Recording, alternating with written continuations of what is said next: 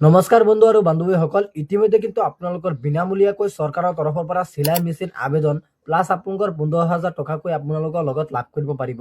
আৰু বৰ্তমান আপোনালোকৰ এই চিলাই মেচিনৰ আপোনালোকৰ আবেদনটো কেতিয়া হ'ব, আপোনালোকে ভিডিঅ'টো সম্পূৰ্ণ প্ৰথমৰ পৰা শেষলৈ চাব।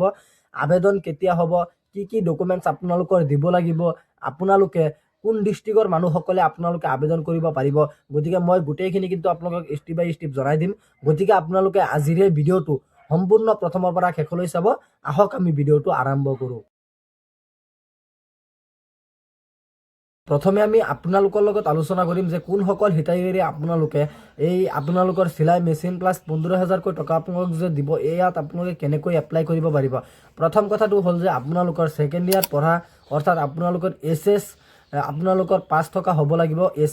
SS ফাইনেল এক্সামত আপোনালোকৰ 5 টকা হ'ব লাগিব, অৰ্থাৎ ছেকেণ্ড ইয়াৰলৈ আপোনালোকৰ পঢ়া টকা হ'ব লাগিব। আৰু আপোনালোকৰ পাৰ্চেণ্টেজটো মিনিমাম আপোনালোকৰ 60% লাগিব। ইয়াৰ উপৰিও আপোনালোকৰ মানে যিটো আপুনি ST হ'ব লাগিব, ইয়াৰ লগতে আপোনালোকৰ মানে যিটো এনুৱেল ইনকাম আছে, এই ইনকামটো আপোনালোকৰ 4 লাখ টকাৰ ওপৰত হ'ব নোৱাৰিব। যদি হয় তেনেকুৱা ক্ষেত্ৰত কিন্তু আপোনালোকে সেই চিলাই মেচিনৰ কাৰণে আপোনালোকে অনলাইনত এপ্লাই কৰিব নোৱাৰিব। অহা ফেব্ৰুৱাৰী মাহৰ আপোনালোকৰ 22 তাৰিখৰ পৰা কিন্তু আপোনালোকৰ সেই চিলাই মেচিনৰ কাৰণে আপোনালোকে অনলাইনত এপ্লাই কৰিব পাৰিব।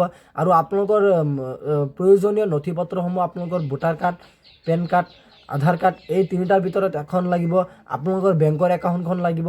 আৰু আপোনালোকৰ মানে যিটো হেৰি আছে, ইনকাম চাৰ্টিফিকেট আছে, সেই ইনকাম চাৰ্টিফিকেটটো অৰ্থাৎ আয়ৰ প্ৰমাণ পত্ৰখন আপোনালোকৰ লাগিব। এইখিনি দিয়াৰ পিছত আপোনালোকৰ মাকৰ বা দেউতাকৰ আপোনালোকৰ ডকুমেণ্টছ কিবাকিবি লাগিব, আৰু আপোনালোকৰ বেংকৰ একাউণ্টখন লাগিব।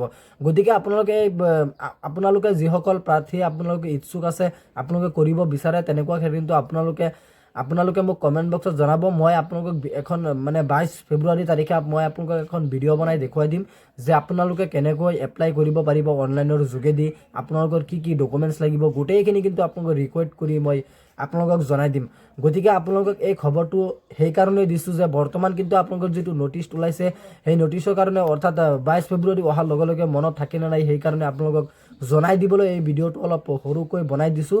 গতিকে আপোনালোকে মোৰ এটা সৰু ৰিকুৱেষ্ট, আপোনালোকে যদি এতিয়া মোৰ হোৱাটছআপ চেনেলত আপোনালোকে জইন হোৱা নাই, আপোনালোকে কিন্তু সোনকালে মোৰ হোৱাটছআপ চেনেলত বিনামূলীয়াকৈ অৰ্থাৎ ফ্ৰীতে আপোনালোকে জইন হ'ব পাৰিব মোৰ হোৱাটছআপ চেনেলত।